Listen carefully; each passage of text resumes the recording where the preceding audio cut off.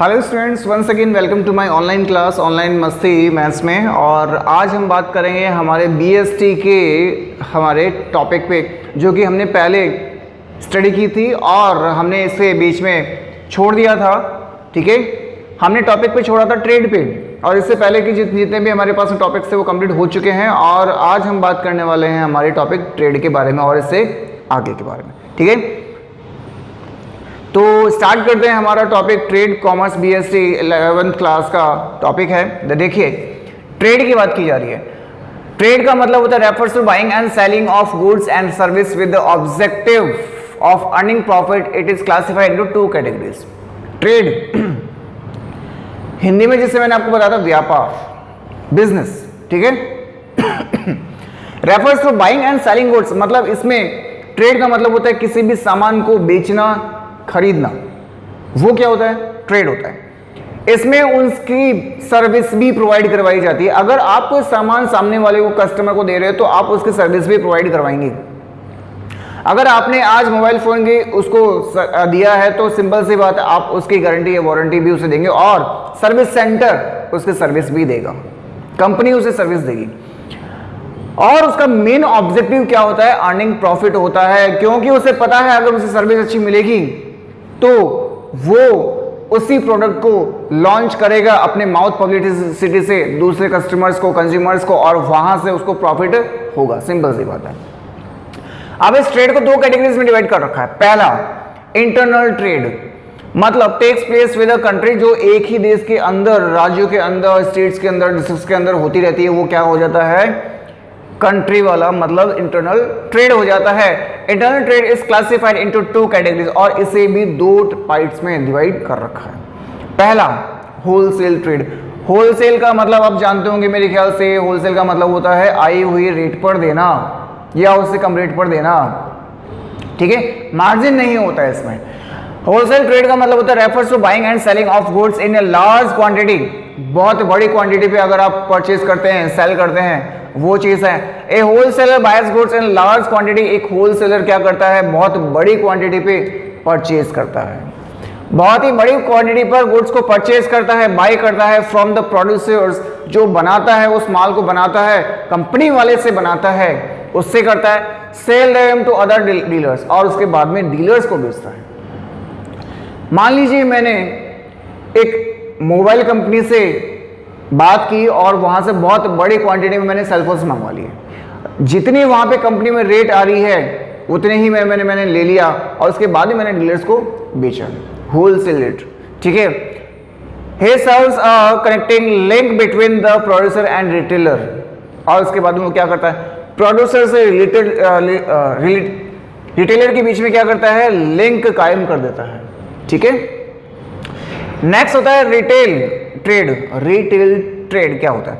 Refers to buying goods and service in relatively small quantities, selling them to the ultimate consumers.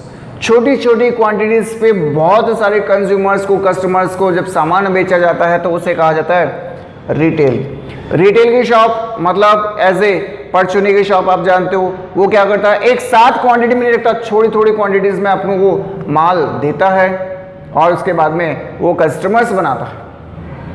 ठीक है, तो ये था trade, जिसमें सामान का परचेज और सेल किया जाता है। और ये दो टाइप्स का होता है। पहला होता है इंटरनल, जो कि कंट्रीज में होता है, और एक होता है होलसेल, मतलब जो प्रोड्यूसर से, मतलब इस इंटरनल को ही कहा गया है पहला वाला पार्ट, प्रोड्यूसर से डायरेक्ट बड़ी वाली क्वांटिटी में, मतलब बहुत बड़ी क्वांटिटी में माल लेना, सामान मंगवाना, उसके बाद में छोटी छोटी क्वांटिटीज पे डीलर्स को दे देना। ठीक है, रिटेल आपने पढ़ा। अच्छा, उसके बाद में हमारे पास में आता है external trade. External trade, trade between two और मोर कंट्रीज, दो या दो से ज्यादा कंट्रीज के बीच में इंपोर्ट एक्सपोर्ट आपने सुना होगा, वो होता है एक्चुअल में एक्सटर्नल ट्रेड। इंपोर्ट एक्सपोर्ट, आगे बात। ठीक है, external trade can be classified in three categories. पहला है इंपोर्ट, जो कि आप जानते हो दूसरी कंट्रीज से माल मंगवाना। एक्सपोर्ट, यहां से अपने को माल देना। और इंटरपोर्ट, इंटरपोर्ट का मतलब क्या होता है? Where goods are imported for export to other countries. हमने कोई चीज इंपोर्ट की लेकिन उसके बदले हमें एक्सपोर्ट करना पड़ेगा। हमने बाहर से पेट्रोल मंगवाया लेकिन उसके बदले हम यहां से अनाज दे रहे हैं, वो है इंटरपोर्ट। हम सिर्फ ले रहे हैं, दे कुछ नहीं रहे, इंपोर्ट। हम सिर्फ दे रहे हैं, ले कुछ नहीं रहे, एक्सपोर्ट। हम जो ले रहे हैं उसके बदले कुछ दे रहे हैं, मतलब एक हाथ दे एक हाथ ले, तो क्या होता है, इंटरपोर्ट होता है। समझ में आई बात? ठीक है, जैसे आपको एग्जांपल दे रखा है, देखिए, इंडियन फर्म्स में import some goods from America and export to the service to Nepal. ठीक है, नेक्स्ट, ऑक्सिलरीज टू ट्रेड।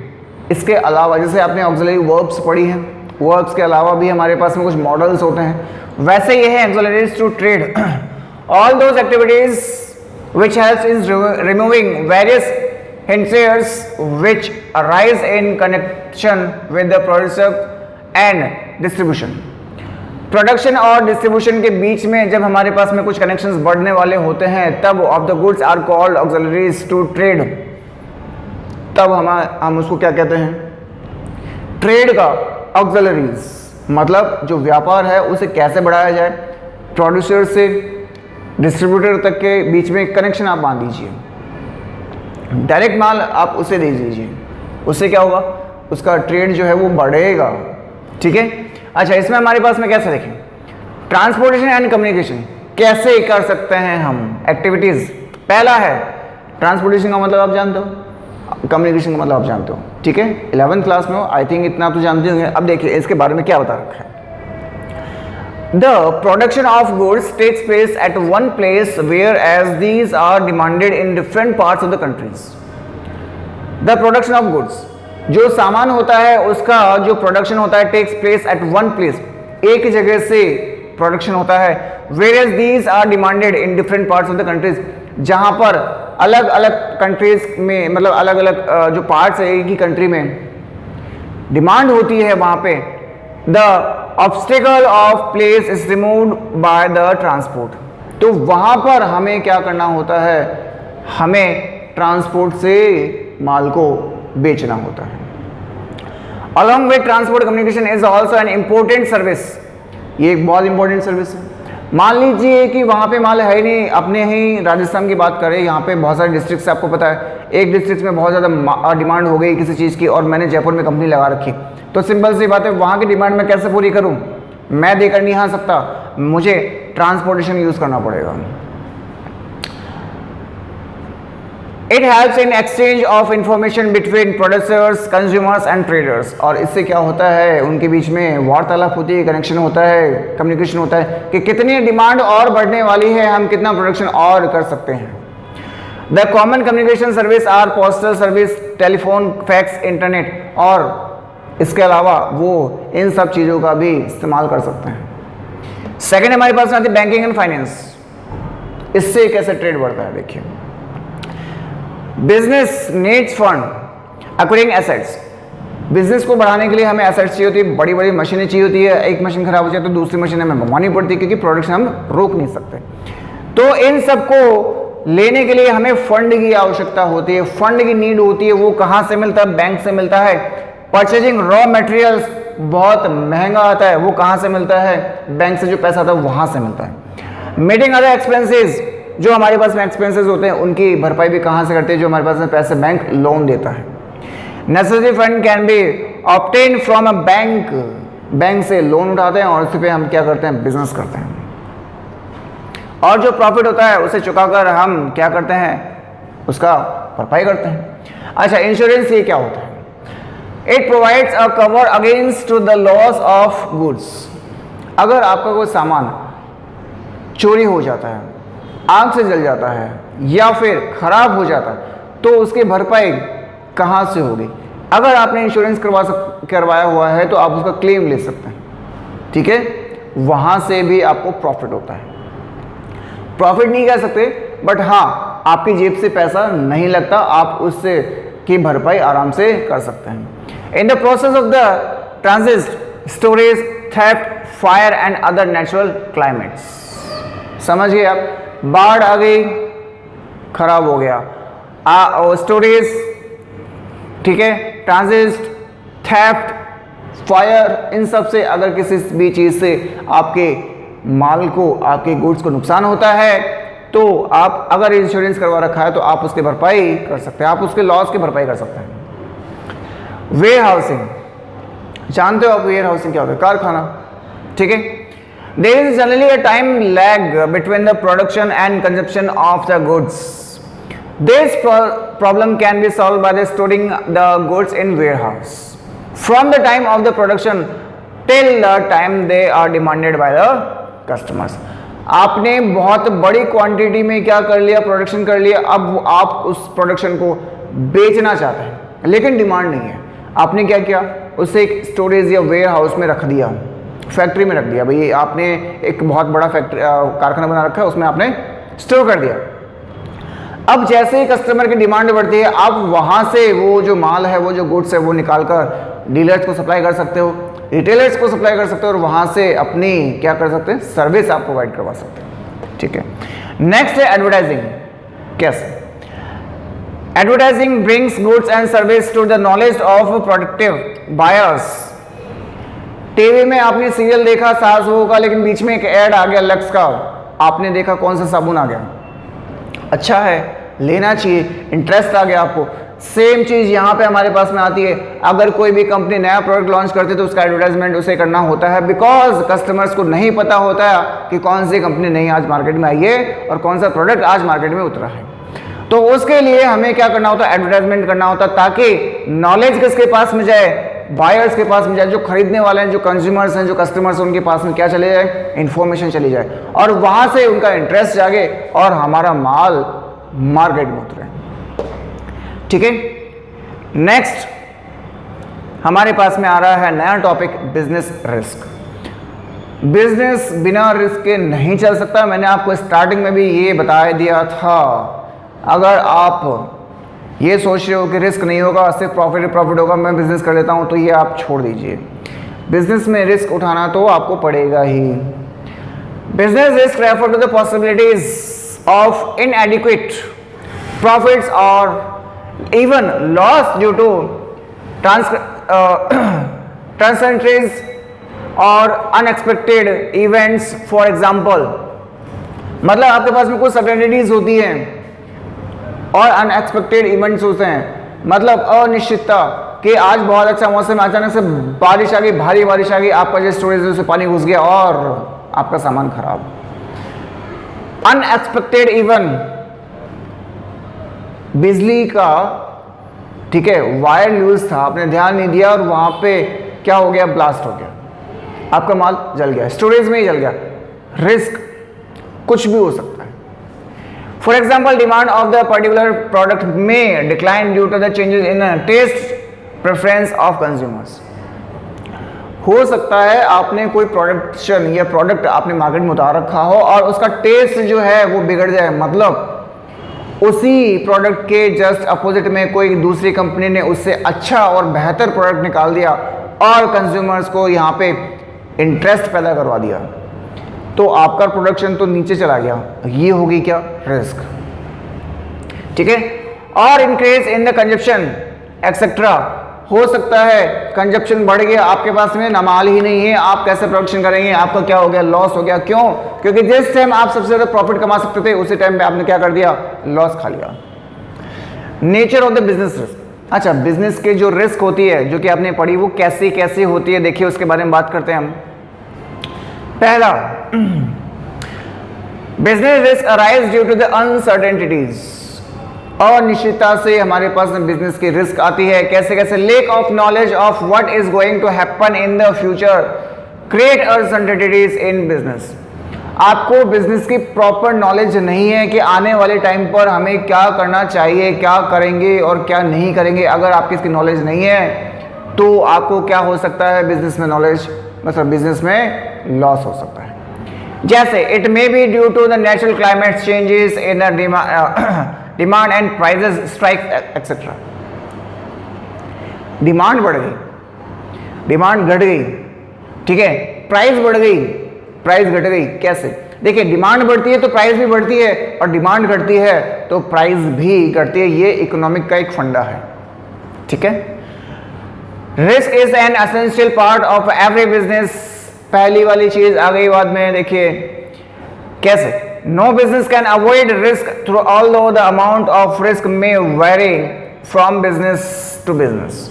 एक बिजनेस से दूसरे बिजनेस में अगर आप एंट्री करते हो तो भी आपको बहुत बड़ी रिस्क उठानी पड़ सकती है। Risk can be minimised but can not be eliminated. Risk को कम किया जा सकता है लेकिन खत्म नहीं किया जा सकता, ठीक है। Degree of risk depends mainly upon the nature and size of the business. आपका बिजनेस बहुत बड़ा है, रिस्क भी उतनी बड़ी होगी। आपका बिजनेस छोटा है, रिस्क भी उतनी ही छोटी होगी। Level of risk is lower for small scale business while it is higher for the larger scale organisation, ठीक है। बड़ा बिजनेस है तो बड़े रिस्क आपको उठाने के लिए तैयार रहना पड़ेगा, और छोटा है तो छोटे रिस्क के लिए। Profit is rewarded for the risk taking. अगर आपने रिस्क ली है तो हो सकता है आपको उसके रिवार्ड में क्या मिले, प्रॉफिट भी मिले। जैसे a business gets profit as return for undertaking risk. Greater the risk involved in a business, higher is the chance of profit. आपने बहुत बड़ा रिस्क उठाया, आपने शेयर मार्केट में पैसा लगा दिया, आपने बहुत बड़ा रिस्क उठा लिया, ठीक है, मंदी के टाइम पे। लेकिन अचानक से क्या हुआ, उछाल आ गया शेयर मार्केट में, आपके शेयर बहुत ज़्यादा डबल 3 टाइम 4 टाइम हो गए, आपको क्या हो गया, प्रॉफिट हो गया, बहुत ज़्यादा प्रॉफिट हो गया, लेकिन आपको लॉस भी उठाना सकता था, लॉस भी उठाना पड़ सकता था। लेकिन आपने क्या किया, उसमें रिस्क ली, और आपको जितनी ज़्यादा रिस्क लोगे उतने ज़्यादा प्रॉफिट के चांसेस बनते हैं। रिस्क प्रॉफिट नहीं, जरूरी नहीं कि प्रॉफिट ही बनेगा, चांसेस बनते हैं, ये चीज़ ध्यान रखना आप। अच्छा, उसके बाद में हमारे पास मतलब causes of business risk. Business में जो रिस्क होती है वो कैसी कैसी हो सकती है, ये तो था क्या क्या होती है, या ठीक है, कैसे कैसे हमारे पास सामने आती है। ये है कौन कौन से रिस्क हो सकती है। पहले रिस्क हमारे पास में नेचुरल कॉजेज, प्राकृतिक तौर पे हमारे पास में बिजनेस में रिस्क कैसे आ सकती है, नाम से ही पता चल रहा है। Human beings have little control over natural climate like flood. बाढ़ भी किसी का कोई कंट्रोल नहीं होता, आएगी तब आएगी। अर्थक्वेक आ सकता है, फेमिनाइन आ सकता है, या फिर they result a heavy loss of life, property and income on business. Natural disaster जितने भी होते हैं वो किसी के हाथ में नहीं होते, उससे क्या होता है, बिजनेस रिस्क होती है, ठीक है। पहला कारण बिजनेस में रिस्क।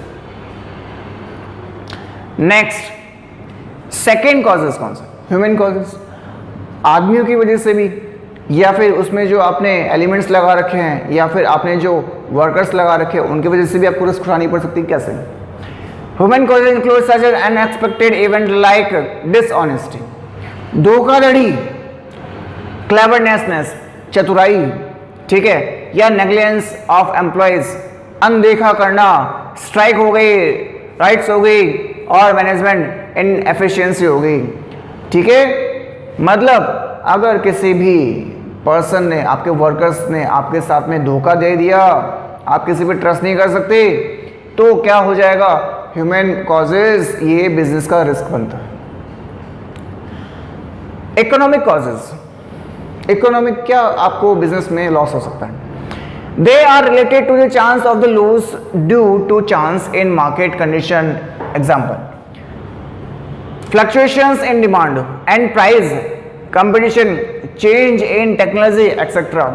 इकोनॉमिक कॉजेज में क्या आ रहा है, देखिए, फ्लक्चुएशन इन डिमांड,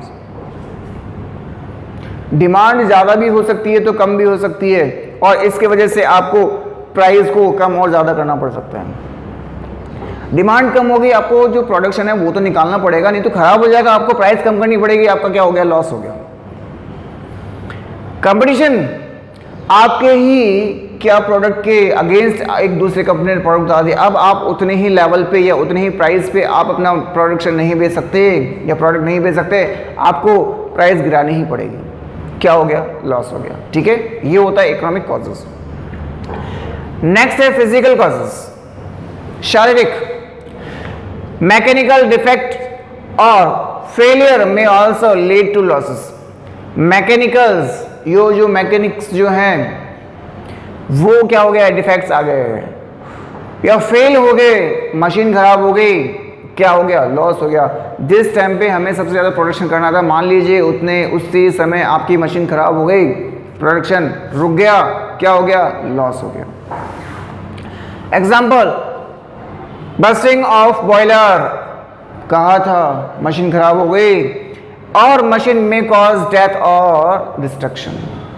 जिस टाइम पे सबसे ज्यादा आपको मशीन की जरूरत थी उसी टाइम पे मशीन ने धोखा दे दिया, क्या हो गया, फिजिकल कॉजेज हो गया। ठीक है, अब मैंने बताया फिजिकल का मतलब शारीरिक, अब जब बिजनेस में शारीरिक क्या होगा भाई, मशीनरी तो उसकी शारीरिक है, फिजिकल क्या है, स्ट्रेंथ है उसकी। अच्छा, नेक्स्ट हमारे पास में अदर कॉजेज, इसके अलावा हमारे पास में कैसे कैसे बिजनेस में रिस्क आ सकती है। These includes unforeseen events like political distributions या disturbance या और fluctuations in the exchange rates, ये भी हमारे पास में कुछ अदर कॉजेज बनते हैं। ठीक है, पॉलिटिकल डिस्टर्बेंस से क्या हो गया कि भाई उन्होंने कह दिया कि ये वाला माल नहीं बिकेगा, इस माल पे ये कंटेंट्स लिखे हुए होने चाहिए। भाई जो आपने प्रोडक्ट्स ऑलरेडी उतार दिए, अब उनका क्या किया जाए, अब उनका कुछ नहीं हो सकता। तो यहाँ पे क्या होता है, पॉलिटिकल डिस्टर्बेंस आ गया।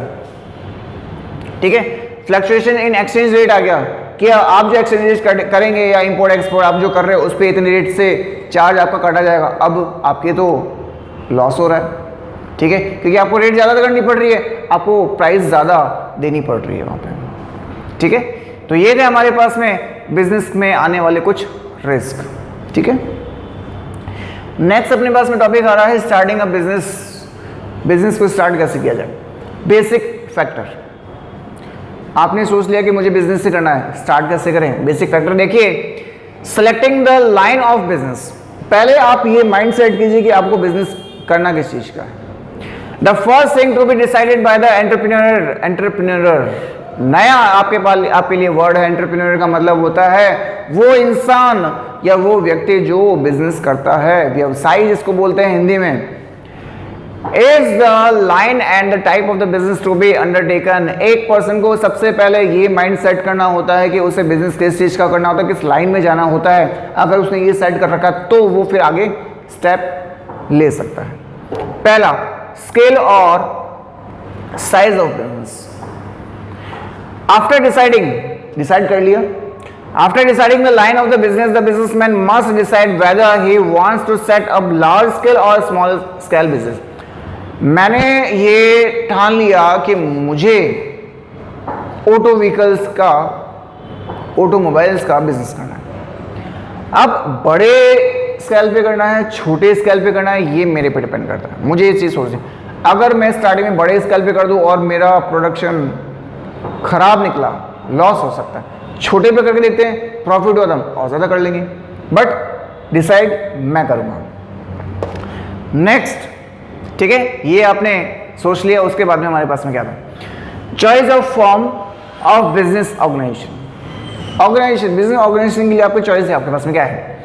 The next decision must be taken is to finalise the form of business, like to set up sole property, partnership और जॉइंट स्टॉक कंपनी। आपको लग रहा है कि आप अकेले इस बिजनेस को नहीं कर सकते, या आपको लग रहा है कि आपको इसके लिए कोई और भी बंदा चाहिए। आपने कोचिंग सेंटर खोल ली, मान लो एक पर्सन से कोचिंग नहीं चल रही क्योंकि उसको सिर्फ इंग्लिश आती है, बाकी कुछ नहीं आता। एक स्टूडेंट आ गया, सर मुझे मैथ्स भी पढ़नी है, अब वो तो चला जाएगा। तो इसलिए उसे लगता है कि मुझे पार्टनरशिप में अगर ये खोल लूं, तो अगर उसमें इतनी कैपेबिलिटी है कि वो सारा का सारा पूरा का पूरा मैनेजमेंट खुद कर सकता है, तो वो सोल भी कर सकता है, प्रोप्राइटरशिप कर सकता है, खुद की बना सकता है, पार्टनरशिप दूसरे को इंक्लूड कर सकता है, जॉइंट स्टॉक कंपनी और दूसरे लोगों को भी इसमें दूसरे पर्सन, सिंगल पर्सन को भी ज्वाइन कर सकता है। लोकेशन ऑफ बिजनेस एंटरप्राइजेस, नाम से पता लग गया कि आपको ये बिजनेस कहाँ खोलना है। सबसे ज्यादा डिमांड जहां होगी वहीं पे बिजनेस खोलने में सबसे ज्यादा क्या होता है, फायदा होता है। The entrepreneur has to decide the place where the enterprise will be located. Before taking this decision, he must find out the ability of raw materials, power, labor, banking, transaction, etc. Sorry, transportations. ठीक है? Next, financial requirement. पैसे कहाँ से आएंगे, वो भी तो है।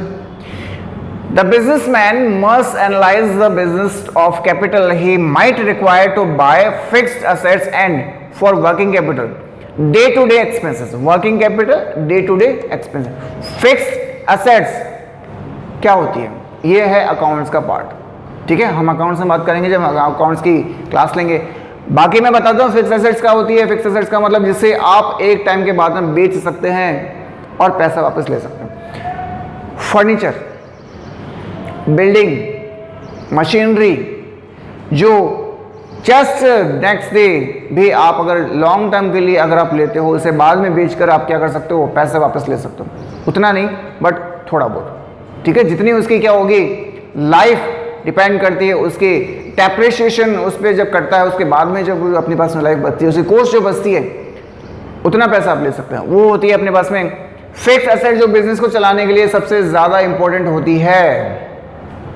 वर्किंग कैपिटल आपको बता रखा, डे टू डे लाइफ के लिए जो भी एक्सपेंसेस होते हैं वो वर्किंग कैपिटल होती है। ये सब कहाँ से आएगा, फाइनेंशियल रिक्वायरमेंट होती है। आप इसमें बैंक से लोन ले सकते हैं और अगर आपके पास में क्या है, खुद के पास में पैसा है तो भी आप उसे यूज कर सकते हैं, ठीक है। फिर आपको क्या चाहिए होती है, फिजिकल फैसिलिटीज चाहिए होती है। फैसिलिटीज, फिजिकल फैसिलिटीज में मतलब आपको लग रहा है वर्कर्स भी चाहिए, चूज करो। आपने एक ऑफिस खोल रखा है, मतलब आपको एम्प्लॉय चाहिए, चूज करो। Include machinery, equipments, building etcetera. The decision depends upon the size, scale and type of the business activities he wants to carry on. Physical business में कौन होता है, इक्विपमेंट्स, बिल्डिंग, मशीनरी होती है, मैंने आपको बताया था, ये उसको चाहिए होता है। ये कहाँ से आएंगे, कौन कौन सी मशीन लानी है, कितने की आएगी, हम बार्गेनिंग भी कर सकते हैं या उसके अल्टरनेट भी कोई चीज़ सोच सकते हैं, तो ये क्या होता है, फिजिकल फैसिलिटीज होती है। नेक्स्ट आपके लिए क्या है, plant layout. Plant layout showing the physical arrangement of machines and equipments needed to manufacture and product। Plant का आपने लेआउट रेडी कर रखा है, कहां पे कौन सी चीज एस्टेब्लिश करनी है, ठीक है। Showing the physical arrangement of machine, machine आपने लगा रखी है कहां कहां, ऐसे नहीं कि आपने गेट खोला और वहीं पे मशीन, प्रॉपर मैनेजमेंट होना चाहिए। कौन सी चीज कहां पे लगनी चाहिए, कहां से कनेक्शन आना है, कहां से प्रोडक्शन जाएगा, कहां पे रखा जाएगा, वो सब चीज क्या होती है, प्लांट लेआउट में आता है। कॉम्पिटेंट एंड कमिटेड वर्कफोर्स, देखिए, the entrepreneur must find out the requirement of skill and unskilled workers. काम करने वालों की भी जरूरत होती है। And marginal staff and performance various activities. Office के लिए भी मुझे वर्कर्स चाहिए, कंप्यूटर वाला को मुझे वर्कर चाहिए, ठीक है। मैंने अगर कोई बिजनेस खोल रखा है तो मुझे क्या क्या चीज़ें करनी पड़ेगी, वो सब चीज़ आपको यहाँ पे दे रखी है। आपको ये सब चीज़ें प्लानिंग करनी पड़ेगी, उसके बाद ही आप क्या कर सकते हो, बिजनेस खोल सकते हो। टैक्स प्लानिंग इंपॉर्टेंट, जो कि गवर्नमेंट ने सबसे ज़्यादा कर रखा है, ठीक है। देखिए, टैक्स प्लानिंग में क्या है, the entrepreneur must try to analyse and type of the taxes because they are a number of the taxes law in the country which affects the functioning of business.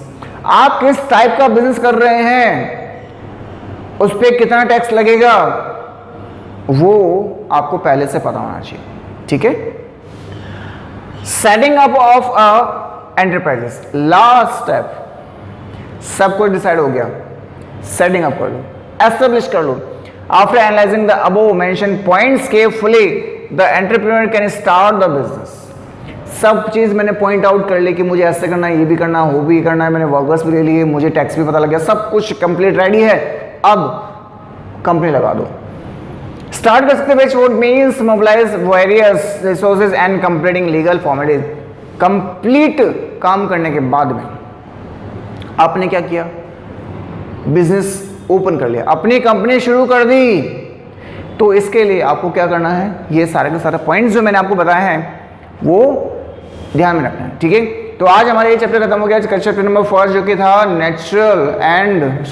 Nature of business, ठीक है। I hope so कि आपको हर चीज clear हो चुकी होगी, और फिर भी अगर आपको किसी भी चीज में डाउट है तो आप मुझसे पूछ सकते हो।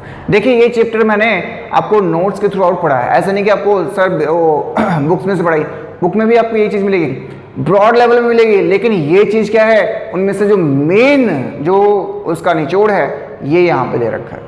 ये आपको आ गया अब आप इससे रिलेटेड कोई दूसरी चीज़ भी बना सकते हैं। जैसे आपको पता है हम क्या करते थे, ऐसे याद करते थे। इंग्लिश में या हिंदी में हमको ऐसे सिखाया जाता था कि आप 5 लाइनों का ऐसे याद कर लीजिए, उसके बाद में या फिर अब एग्जाम में आके आप 5 लाइन नहीं, आप 10 लाइन भी लिख सकते हो, क्योंकि आपको उस चीज़ की नॉलेज है। मैंने आपको यहाँ पे इस चीज़ की नॉलेज दी थी कि बिजनेस क्या चीज़ होती है, कौन कौन से रिस्क होती है, कैसे स्टार्टअप किया जाता है। अब अगर आप अपनी बुक को रिवाइज करते हैं इस नोट्स के थ्रू आउट, तो आपको ये बिल्कुल कंप्लीटली क्लियर हो जाएगा। ठीक है, तो टिल देन बाय बाय, हम मिलेंगे नेक्स्ट क्लास में नेक्स्ट चैप्टर के साथ में। Okay, good bye.